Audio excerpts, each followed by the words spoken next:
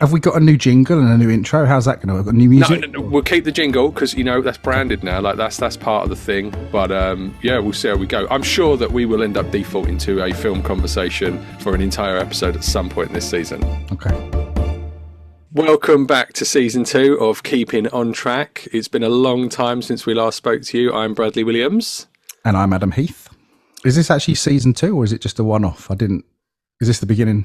I guess we'll find out. Okay. It's all going to rest on this one interview, I guess. There's no pressure. Okay, cool.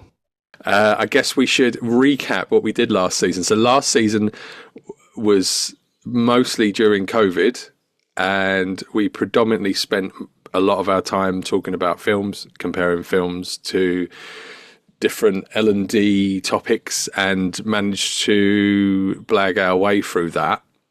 And we ended the season on a bit of a cliffhanger. I don't know if you remember, Adam. Do you remember what we did? Who we wrote to? Like I've always said to you, I'm not convinced anybody's listening to this podcast just because why would they? But I know I listen to every episode, which is tragic, right? But I just like to listen to what we talked about and how you edited it. So I have listened to the whole season. I couldn't tell you what the cliffhanger was. I really. Oh, well, you found someone sent you a book written by Bruce Robinson. Yes, a mysterious book, and you had the no laundrette. idea. It was the laundrette thing. The laundrette, that was it. And we wrote to Bruce Robinson to tell him all about what had happened, and we ended the season having sent that letter off, waiting to find out if he would come back to us. Well, he kind of done because you'd have told me. It's been, 2 years. So. He never did. He just completely ignored us. So that mystery. So there you go, kids. The moral of the story is there's no meaning to life. There's no point in doing anything, and every activity that we undertake has completely no point to it whatsoever. I mean, that's a bit overkill. I think the key message is don't do cliffhangers, because it could just backfire in your face. You thought we were going to come back with a story to tell. We've gone on a 2-year adventure with what's his name? Carl Robinson? No, what was his name? Bruce Robinson. Bruce Robinson. Didn't happen. So cliffhangers are potentially a banana skin. A massive, massive egg on my face, certainly. Yeah, so we won't bother with that anymore. But that being said, I feel like we should at least put a knot on the end of the piece of rope that is the film topic area by talking a little bit about the fact that it was the Oscars last night. Can I just check before you do? I don't understand what you're saying. Are you telling me films are off the agenda now? We can't talk about films anymore? Well, we're going to pivot this season, and we're mostly going to be doing getting to know yous, one-to-one interviews with different people who work on track. And I'm sure film will inevitably come into conversation, but the topic at hand is now more the individual and their interests than film. So if we interview somebody that has never seen a film like yourself, then we will probably have a very short conversation indeed. So we are going to pivot slightly away, I think, this season. Okay. Once again, I'm learning about the format for this show on the show itself, which is live, real time. very much how Brad Williams likes to work. That's fine. We can deal with that. And just quickly, I didn't explain. I've got my camera off today because I'm just going to keep my camera off going forward. I don't want Kensington Palace to get hold of my imagery and use it in any kind of photoshopping they might be doing. That's a real concern of mine after seeing their Photoshop skills this weekend. I've made a little note of that because I figured if we run dry today, we could talk about untrustworthy news sources, digital manipulation, poor workmanship, all subjects we could discuss. But anyway, you wanted to start with the Oscars. On this non-film podcast, you want to start with Oscars. Go for it. Well, but I'm not tying a knot on it, right? So because this year you have actually seen one of the films that won Oscars, right? You actually have seen that movie. You hated it, but you saw it. Which one? Oppenheimer. Oh yes. Yeah, Did it win? I haven't looked at the news. I woke up this morning and I went straight to Kate Middleton pictures. So I haven't looked at Oscars news just yet.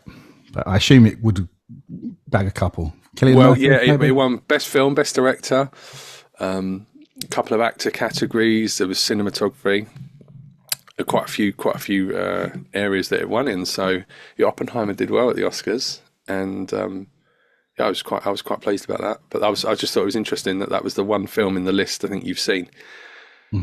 So that was pretty good. Was Anyway, it another late night for you? Were you up watching it? no, I don't watch the Oscars live. Oh, I didn't realise. No. Do watch WrestleMania. Don't watch the Oscars. Because I know that WrestleMania is not real, whereas the Oscars pretends it's real, but it's all made up. It's all pre-programmed.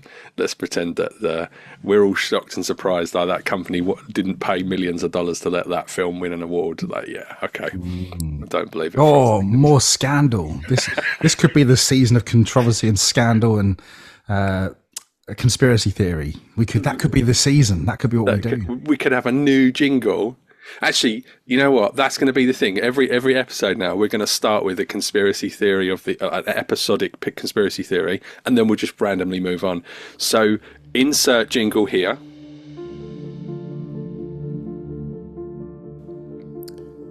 Now, conspiracy theory of the week. Adam, photoshopping the royal family into photos.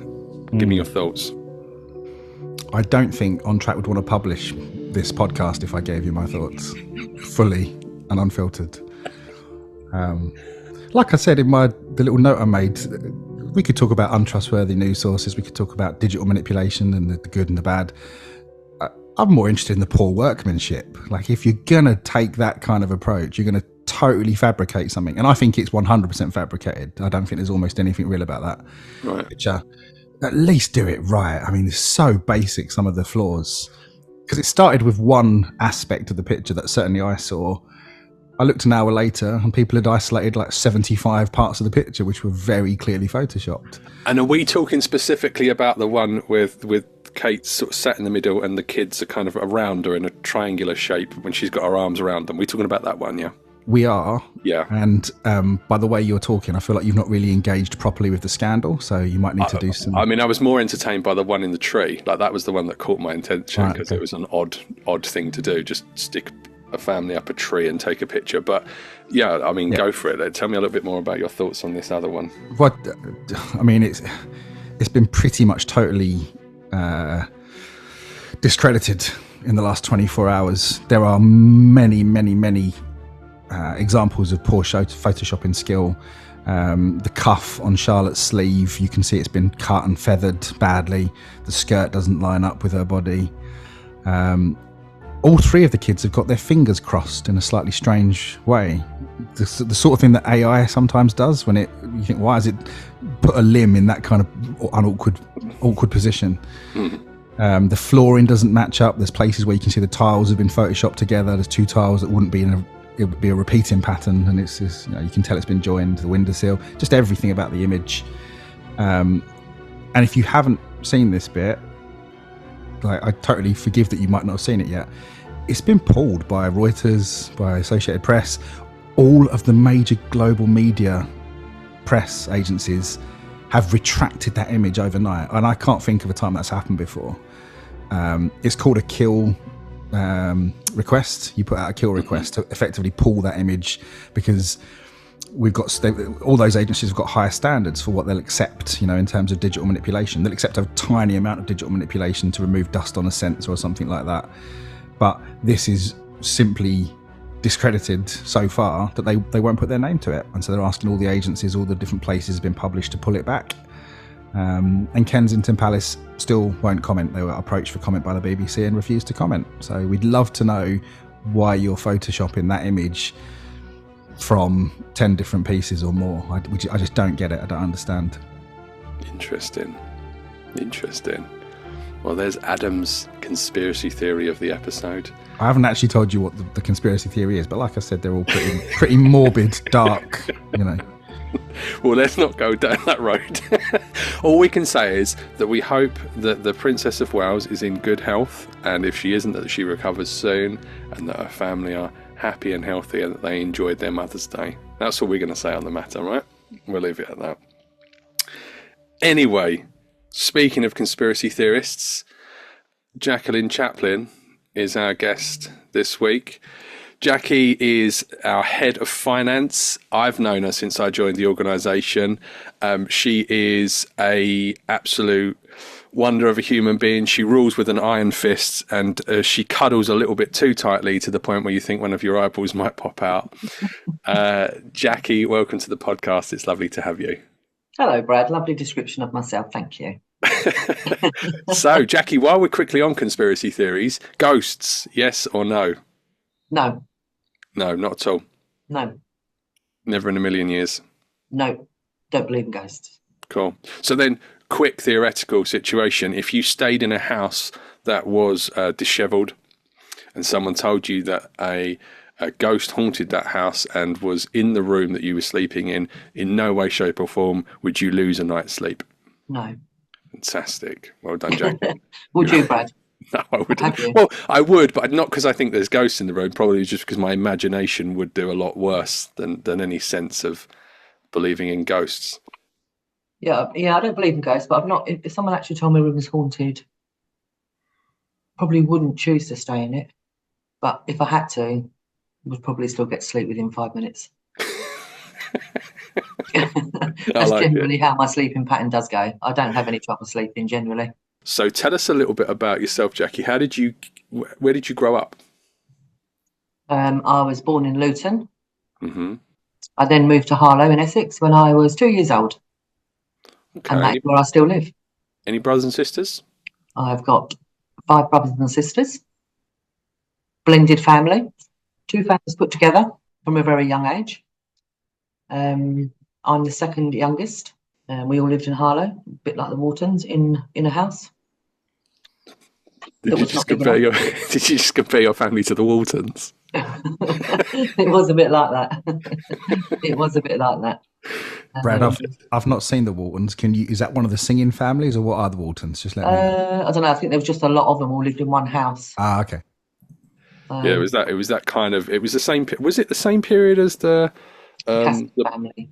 Yeah, and what's probably the before one? you two were born. Good night, John Boy. And what was that? Was that the Waltons? That is the Waltons. Yeah. Yeah, that was. Yeah, it was the Waltons. Yeah, they were this kind of. Well, they live in the deep south or something. It's sort of this slightly, yes. old-fashioned family, all ginger hair, that sort of thing. So maybe that's why Jackie loves people so much, because she grew up in a big house with lots of people, and she loves human beings. Well, yeah, but being the second youngest, when I remember my mum and dad used to have in the days when you could actually sling kids in the boot of the car, which obviously you can't do anymore, because me and Gillian were the youngest, we always got put in the boot of the car to go on holiday to Wales or somewhere long like that, like a dog, really. Luckily you can't do that anymore. So it wasn't great having 4 older siblings who always shoved you in the boot of the car. You say that, there's a theory Kate Middleton's in the boot of a car right now, wrapped up in a rug. Could well be, yeah. There you go. I know that's being cut. That's not making it. He was itching. He was itching to get it out there. So when you were growing up on the farm in the deep south with your 600 brothers and sisters, and it took you 20 minutes to say goodnight to everybody, what did you want to be? What was your ambition for your life? What was my ambition to be was an air stewardess. Really? Really? Wow. Then the first time I flew to go to Magaluf with one of my older sisters, when I was 16, I decided I didn't want to do that anymore because that looked really boring. So where did you pivot to then? So that was the end of that. Nothing really. I didn't really know what I wanted to do when I left school. And then my first job was in finance when I was 16 on a youth training scheme. Mm-hmm. And then I've stayed in finance for 40 years now, nearly 41. So my first job was locally in Harlow. And then just before I was 17, I decided I wanted to work in the city. So I went to work for a very well-known bank in the city, which was very boring. So then I went down to the West End when I was 17 and a half, and I got a job in Carnaby Street, and I stayed in the West End for 18 years. And then I had children, and then I had to come back to work local. Why finance, Jack? Why have you ended up spending all that time in that world? Is there something about it that just worked in your brain? Like, you know, that kind of love of... Yeah, I think so. I don't really know, really. I mean, my first job that was on a YTS, that was really more input in finance. And then I went into one of the banks in the city, found that really boring. And then I went down, sort of lagged my way into a bookkeeping job in Carnaby Street. And I don't know, maybe it was a natural thing for me because I just self-taught myself. Maybe I was born to do that sort of thing. I don't really know. You got to have a sort of brain for it, though, haven't you? Like that, just that manipulation of numbers, that kind of massively complicated. I think you do. You have to have a brain for it. Massively complicated kind of spreadsheets. Yeah, I mean, my uncle always tells me that it's because my granddad was an accountant, but what he fails to forget is that was actually my step granddad, so it's not really got much to do with it. You collected it by osmosis, maybe. Yeah. And then when I went to eventually, I had about 4 or 5 jobs in the first 4 years in London. And then I ended up, when I was 20, in an exhibition organising company in the Far East, Middle East. And that's where I taught myself management accounting. Did my accountancy exams and then just went from there, really. So, yeah, I guess just something, some people understand things and some don't. So I had no really formal training. I was always quite good at maths at school, I guess, but no formal training, just blagged my way into jobs and then just taught myself how to do them once I got there. But that in and of itself, I mean, you're downplaying that, because there is something to be said for individuals who have the capacity to take an interest in a topic to the point where they make it part of their conscious thoughts, and understand it on a deeper level. So where you sort of throwing away and saying, I taught myself this, I taught myself that, that's a huge accomplishment, because like Adam said, this isn't the sort of stuff you just read a book and it makes sense. That you've actually had to do a lot of that. So you say you've had barely any formal training at all. You've completely built yourself up from the ground up. Yeah. And I agree with what you say there, actually, Brad, because I do feel accountancy is one of those things, maybe the lower level qualifications. When you say you can't just read a book and understand it, you can read the book and pass the exams, but can you then understand it in practice? And I actually think probably not. So I think when I did my accountancy exams, I'd already been working for quite a few years. And the only reason I did them was to get them on my CV. Simple as that. Because when I was working in London, it was fine. But then I knew at some point when I had a family, I'd have to come back and work local. And to be fair, my qualifications from school didn't read very well. Right. So I didn't really like school. So I felt, as I'm going to stay in the accountancy field, the qualifications that I could obtain and get on my CV would be the only relevant thing moving forward, which is why I did them. And they did. When I came back to work locally in the town that I live in, they obviously became very useful qualifications. So, but yes, I do enjoy what I do. And a lot of people will find that a bit odd that you enjoy accountancy, but maybe the people that do it are the only people that do enjoy it. It's interesting because you're in a similar position to us, and me in particular. I haven't studied film. I didn't go to university and get a degree in filmmaking, and it's what I've ended up doing. And I guess there's something to be said. It's the age-old question: do you need,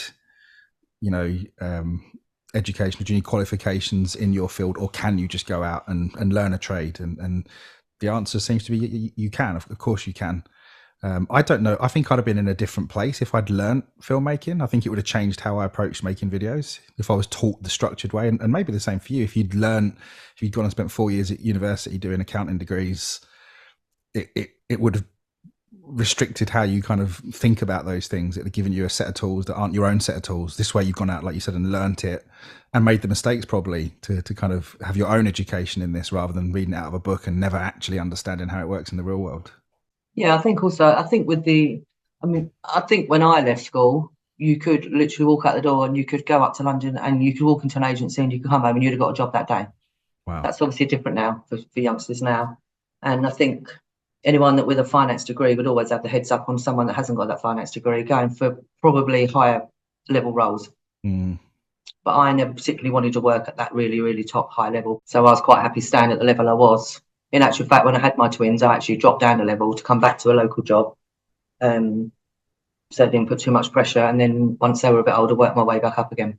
So in terms of you've kind of alluded to it already, but in terms of what the landscape looks like even 20 years ago to today, or when let's look at when you had your twins and you've started to not reset your career, but you've maybe started from a new floor in your career to work your way up. From your perception, how different is the landscape from then to now? Well, I don't know. When I first come back to work in Harlow after the twins were 18 months old, I just went back to a bookkeeping job part time. And I sort of evolved within that company. I stayed at that company for 14 years. And after probably the twins were probably 8 or 9, I then went back up to a management and senior role. So I kind of did that there through circumstances of that company. So I'd kind of reset myself by the time they were 9 or 10 years old anyway, back up to where I wanted to be. And I stayed with that company until I got made redundant. And then I came to OnTrack, where I've been for nearly 10 years. My favourite time of year is when it's audit time and Jackie tells me how many errors, 0 errors, the auditors found in her bookkeeping, because it's immaculate. So that tells you all you need to know. It's not boring for her. It's a challenge. The challenge is, how can I make it absolutely perfect and line up, and there's no discrepancies, no flaws. The auditors, you were saying that, Adam. Yeah. I Yeah. love it when you're how proud you are when the auditors come in and they can't find an error anywhere in what you're doing. No, actually, the guy, obviously the auditors that I work with, I have actually, the guy who's the senior director there now of the auditors, I've actually worked with 25 years, because he was the auditor at my previous company. Mm-hmm. So I did actually know them very well. Mm-hmm. It's more security for the senior leadership team of this company to know that this job's being done properly. Mm-hmm. Because they're not even necessarily auditing my numbers, they're more auditing the processes. And they had a very big fraud element in their audit this year, which is accounting standards. Yeah. So no, I have no problem with them coming in. That's the job they're paid to do. Mm-hmm. That's what they have to do. Okay. And obviously it gives me peace of mind that I'm doing my job properly, but other people in the business that I'm doing my job properly. Because otherwise no one else knows, do they? Mm. Yeah. I'm interested, Jack, because on last season, everyone we spoke to, OnTrack is obviously an L&D, learning and development company, and they can quite quickly talk about their role in an L&D space. But I feel like the fact OnTrack is an L&D company probably doesn't have too much impact on your work. Your work would be the same, whatever organisation you worked in. But is there an aspect that is specific, the L&D aspect to what you do? Is there something about L&D that is particularly kind of challenging for you in your role? No, definitely not. Like you say, my role would be very similar anywhere, really. I mean, our previous company was manufacturing, so that was very straightforward. You bought stuff, you made stuff, you sold stuff. So that was probably much more straightforward than here. I wouldn't say it's not different because it's an LED company. Some of the only side of it, the sales invoicing can be very, very tricky because of different elements of what we do, all the different client needs, all the way the different clients want to be invoiced. But from my role, it's really no different to anywhere else. But you've also stepped into a creative space. Now that we've been doing video for a number of years, you're invoicing projects that might be a year long or 2 years long, where we sort of set up a project and it takes us 2 years to actually deliver it. So does that pose a challenge from an accounting perspective, or is that not a drama for you just to have some invoice? Yeah, it can be a slight challenge, and that's one of the things that comes up in the audit, especially when projects like that are crossing over our financial year end. So I have to make sure everything is spot on, because that's the instant thing that auditors will always pick up on. Well, you've invoiced this work to the client this year end. Did you actually do that work? And there's always a lot of moving about of revenue onto the balance sheet, if not. But we stay on these kind of things. Every single quote that comes out of our system into invoicing, we're on top of them. It's not just, we don't look at them at the end of the year and then work out what's right, what's wrong. This is reconciled monthly. Everything is tip top. So it is quite a lot of work and it can be challenging, but as long as, obviously I've got a finance assistant who's very good. We stay on top of these type of projects. So we're in complete control of them from the finance side. I'd love, Brad, if going back to film, sorry, I can't help but bring it back to film constantly. If we ever got the budget to make a film, I'd love to give Jackie a 10 million budget and say, there it is. Can you just manage that for us? We're going to go off and spend 3 years making a film and I might disappear though with that, Adam. That's official. That's just been recorded on this podcast. If any investigators, you know me, I love an aeroplane. Got 10 million quid in my back pocket, I'll be gone. Dear me. But you know what I mean, Brad? Because, and funny enough, just recently we found someone published the full accounts for the M. Night Shyamalan movie, The Village, which was, and I know this isn't necessarily your world, Jack, but that's obviously not that common to get to interrogate every line of a set of accounts, and a film, Hollywood film, a fairly sizable big budget Hollywood movie from 20 years ago, their budget was leaked, every single line item that was spent, every hotel, every taxi, every takeaway that was ordered. And it was fascinating to just look at the amount of detail that was captured. And it's kind of mind boggling to me that how a business manages to log, and in your position as well, I don't know, 20, 30 employees, every single expense, every asset, every incoming, outgoing, every piece of equipment that's bought. It just feels like a huge burden for someone to keep control of that. No, it's not. It's fine. It's all good. I mean, even like you're saying, you're talking about maybe the video side of the business, but even some of the projects now with all the face-to-face training and all that kind of stuff, even they can be quite challenging to keep on top of. But they are done line by line by line. We manage it. Luann and I both manage that quite well. But that is probably the trickier side of this role. Obviously, when I do the management account at the end of the month, that's all very straightforward. And assuming the numbers that have gone in monthly are correct, then the numbers that are going to come out are going to be correct. I guess the important part is doing it as you go along, because if you had to go back and retrospectively try and do it a year later, it would be a mess to untangle. But if you've done it each step, do full monthly management accounts, and then everything's good. So what do you think are some of the key character traits of somebody that would make for a good finance manager like yourself? What would you say they would be? Well, you've got to be very organised. You've obviously got to be articulate. You've got to be confident in the work you're doing, because it's quite, it's technical. It's an important role. If you're giving out end of month numbers to people and they're not correct, that's it. I don't know, really. I mean, a lot of people would say probably people that work in finance can be a little bit boring. I don't think I'm boring, but out of work, I'm not very boring. You certainly are not, actually. And we should probably cover that off. So when you're not crunching numbers and hunched over a spreadsheet with a highlighter, what is it that you're doing, Jackie? Probably on holiday, Brad. Somewhere warm. On holiday. I don't know. I like to go out with all my friends. Nothing better than a group of girls just chit-chatting rubbish, preferably on a beach somewhere hot. She didn't mention with a drink. Normally Jackie says with a drink, with a glass or something, but she didn't reference it that time. Absolutely. Yeah, with a drink in my hand. Some of my girls' holidays, because we're out all night, we don't drink during the day because we have to save ourselves for the evening. That's hilarious. So when you're on your, you got your disco clothes on and you're ready to go out, what are you listening to? What music? Yeah. Oh, well, if I can get away with it, a little bit of UB40, but most of my friends don't let me do that anymore. Don't know, really. Bit of Whitney, bit of Westlife. Simply Red, I reckon. Simply Red. No, Nick Tucknell. not for me. No? No, Oh, no. I like boy bands. Probably shouldn't at my age anymore. So I love Westlife. I love Whitney Houston. A bit of Rihanna. With a little bit of UB40. If I can sneak it into the playlist. We were talking the other day, actually, and there seems to be a common theme here around beaches. But you said that your favourite movie, because we're going to go back to it, is Top Gun. Is that right? Yeah, closely followed by Officer and Gentleman. Okay, I'm seeing a theme there as well. And Pretty Woman. Top Gun. Yeah, because of Tom Cruise, obviously. Mm-hmm.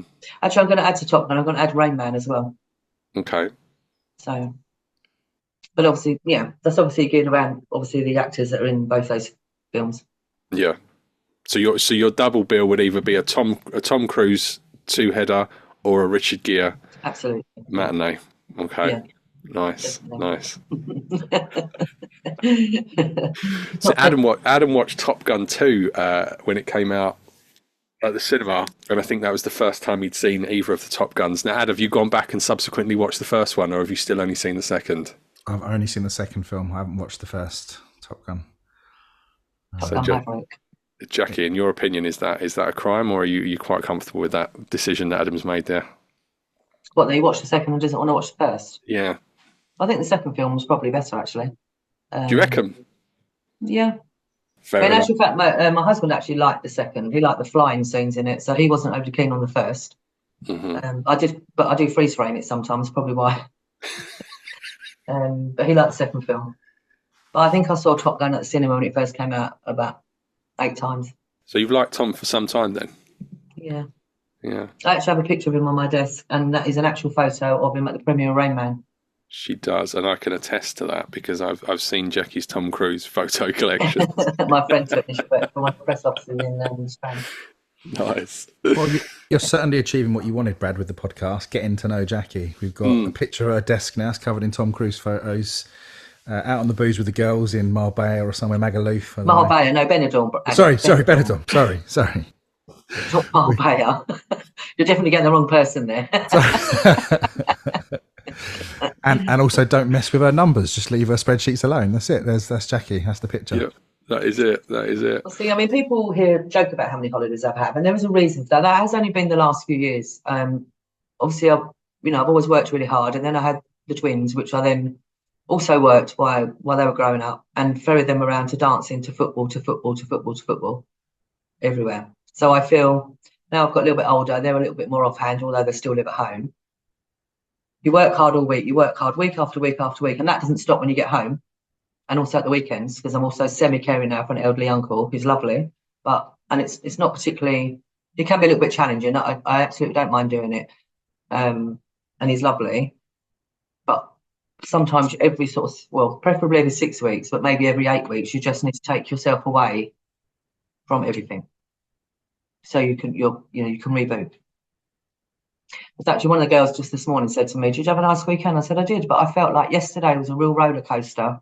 And every time I moved on to the next thing I had to do, which included going to see my uncle, I was just keep going, because it's nearly bedtime."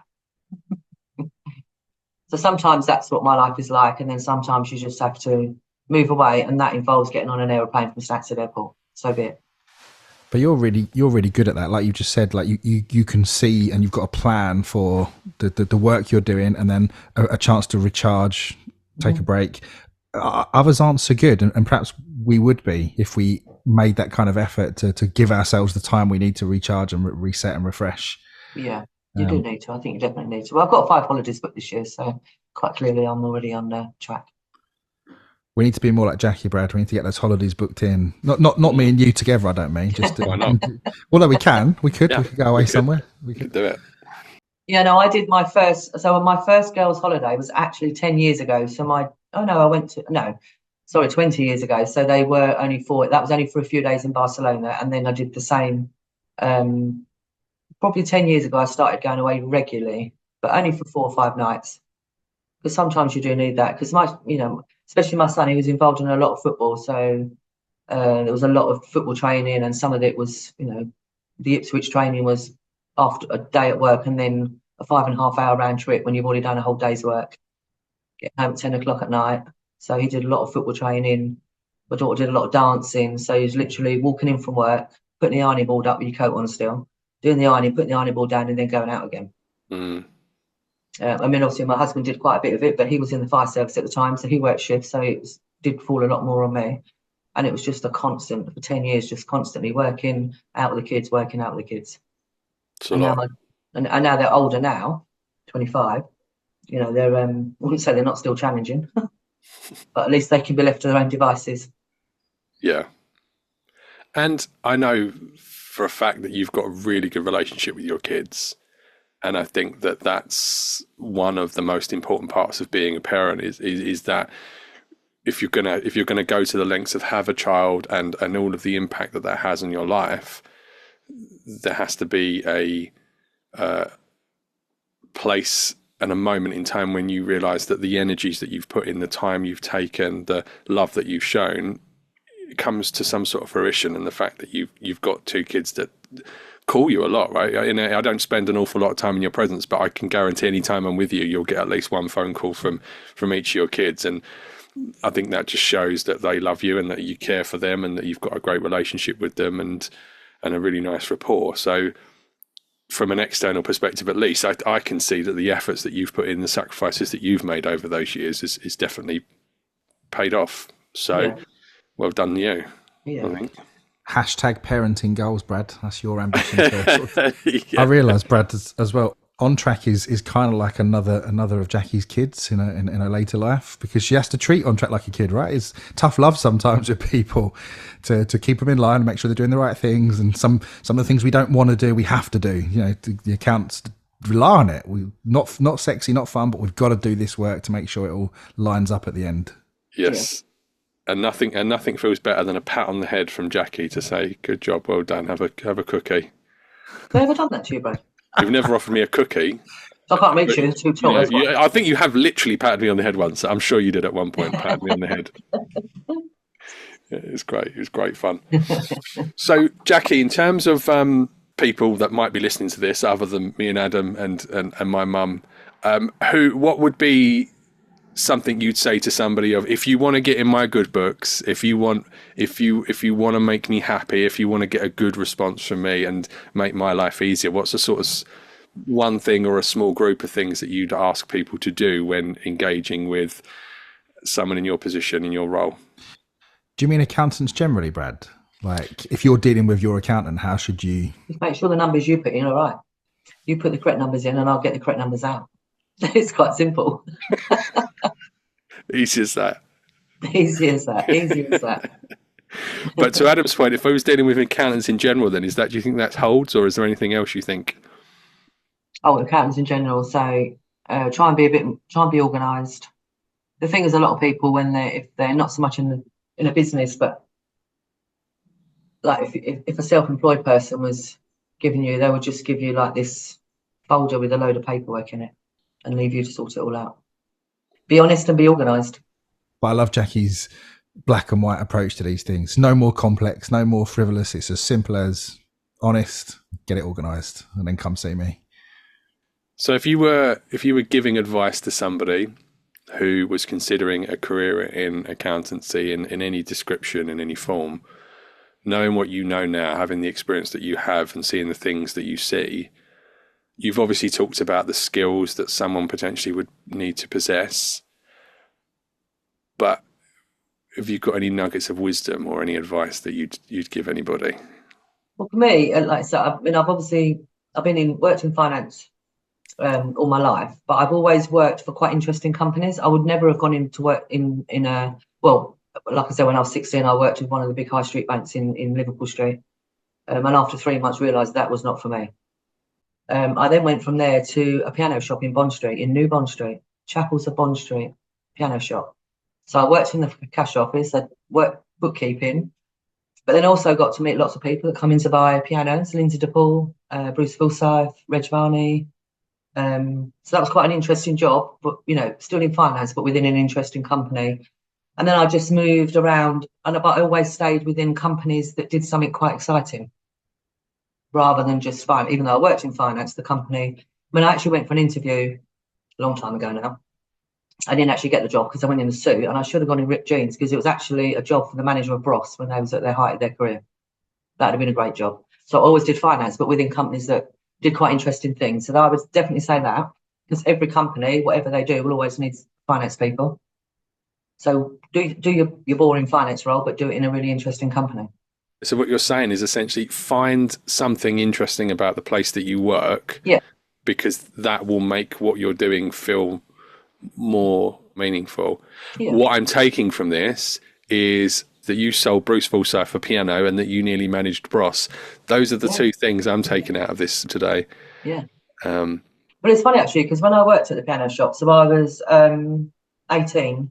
I also worked in a local pub in Harlow, and the manager there, he was from the East End, and because back then I used to wear quite big glasses and I had a brown coat, and he actually used to call me Olive from Oliver on the buses. So during my time at work in the Chapels of Bond Street, I don't know if you two remember, you're probably too young. Do you remember who Olive's brother was on the buses, the actual actor? No, I don't remember the actor's name. Reg Varney. Right, okay. I also sold him a piano as well. Did you just go to him, aren't you, butler, when you sold him the piano? Did that to him? So I went into work that weekend, and I said to the governor of the pub, I said, my brother bought a piano today. He said, what? I said, Reg Varney. He goes, oh, yeah, because you're Olive, aren't you? You're not funny. Yeah, I did.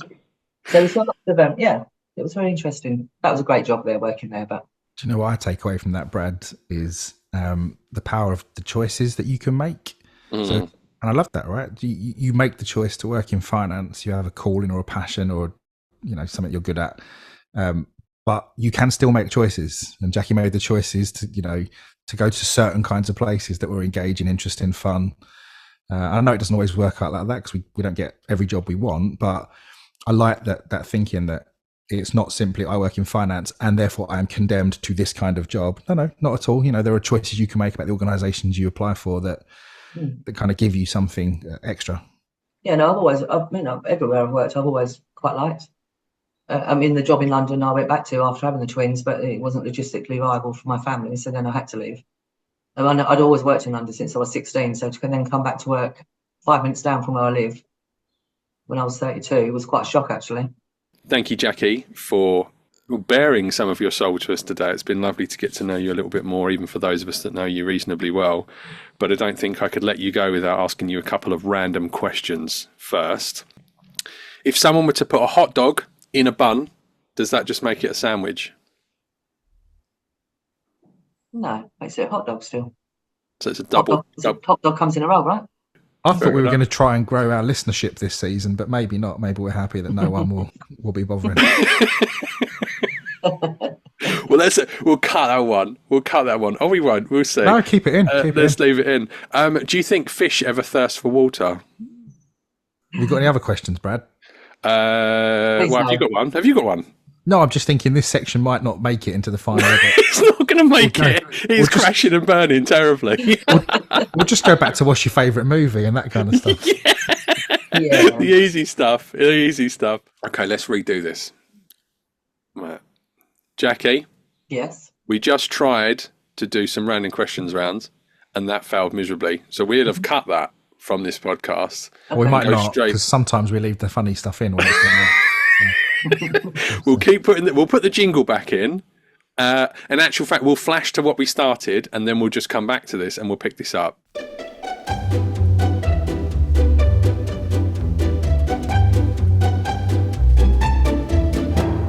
Going now into some actual questions that aren't terrible, we'd like to maybe just ask you some of those more generalised getting to know you pieces. So, Adam, what was the first question you come up with? I can't remember what you just said. Pizza Hut or Domino's? Oh. There we go. Stumped her. This is Pizza Hut. Well, I prefer Pizza Express, but I'll go Pizza Hut. I have your choice. Pizza Express. Okay. Pizza Express posh. That's the accountant in you. Yeah. Yeah. If you walk into a room, what's the one song you'd like to play every time you enter? It's going to be a Westlife song. It's going to be Flying Without Wings or something. She already Same as my ringtone. Flying Without Wings. There we go. That is actually my ringtone. That's actually, can I tell you what my funeral songs will be? My friends have got really boring hymns. I've got Flying Without Wings walking in, UB40 in the middle, and Whitney coming out. That is an amazing feature. We're going to do every episode now. What's your funeral songs? And we need 3. We need Coming In. I think because my friend showed me hers in her will, and I went, oh, they're all them boring hymns. What are you doing? Well, she goes, what are you having? I said, I'm having Westlife and Whitney. She went, oh, you would, wouldn't you? Yeah. Have you decided on the Whitney track, or are you leaving that up? Yeah, I will always love you. There you go. Ever the boring accountant. Jackie's already planned her funeral songs. Well, in view of what my husband now does for a job, I'm hoping he doesn't just dig a hole in the garden, because he knows how much they cost, so he may well do that. I don't know yet. What does he do? He's an undertaker. Oh wow. Well, he's not really an undertaker. He's like more of a pallbearer, bit of driving on funerals. Mm-hmm. Yeah. Well, Jackie, it's been lovely having you, and we could talk for hours with you about all sorts of random stuff, but I know that you have some actual work to be getting on with. I do. So I appreciate you taking the time. I'll actually give you an opportunity now. You might have a book coming out, a personal project. You might have started your own podcast, or be beginning a career as a runway model. Is there anything that you've got going on in your life that you'd like to let people know about? The only runway model. Do you know the only runway I'm interested in is the one at the airport. Have I got anything going on? No, not really. Just working. I've got holiday soon. No. What did you think Jackie was going to say? I've got a book to promote. It's on Amazon. Yeah, why not? I mean, she No. could be a dark horse. She could go, actually, I've got an album coming out. I've just actually done a collab with Westlife. Who knows? Joking. Have you ever heard me on a karaoke? You don't want to. No. No books coming out. I haven't recorded any albums lately. Well, next time anyone contacts you at On Track, they should know a little bit more about you, and they can say hi and have a little chat with you about your next holiday, maybe, or something like that. Yeah, jolly good. Definitely. Cool. Thanks very much, Jackie. Bye. Well, I'm excited to see where season 2 takes us. Off to a good, strong start, I feel. Although I would say that because this is very much for our enjoyment and nobody else's. No one else is. So what is the plan going forward? Who have we got next? What kind of people are we going to be talking to? And about what as well? Because I'm still vague as to the concept of the podcast. It will be whoever I can cajole into doing things. But the plan is to essentially just to talk to different people that work for On Track, to just have a little bit more about them and their role.